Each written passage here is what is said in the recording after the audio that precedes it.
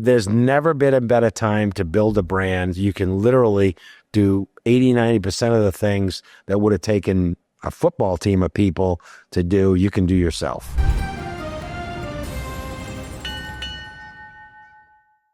Today, there are so many more opportunities to build brand than there ever was historically. There is so much opportunity for people to use technology, to use relationships. You can connect through WhatsApp, to LinkedIn, to all these different tools that make relationships global. Going back to, the early 70s, 80s, 90s, you'd have to try to send a letter or a telegram to somebody across the globe, and it would take hours or days to really get your message across. You can look at what people are doing and emulate them or copy how they're getting there to market and promote your brand. When I started in 1992, I'll never forget it. There was a guy named Steve Hobbs, and he kept trying to sell me radio. And I said, Steve, I can't afford it. I can't afford radio time. I'm just getting started. I'm self-distributing in my S10 Blazer, and there's no way I can do it. I got to get in these accounts before I can spend money on it.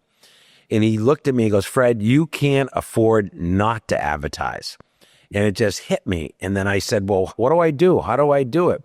And he says, why don't I do a jingle for you? And anybody that puts your beer on will mention that the beer is in that location.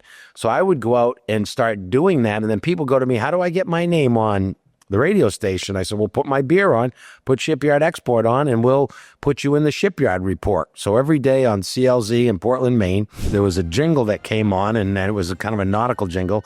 And we would name all the locations that had Shipyard Export. That was the number one first thing that changed the dynamic of getting into accounts in Portland, Maine in 1993. Timing is very critical. Try to keep ahead of, like we recently our team did a gender release for Pumpkinhead.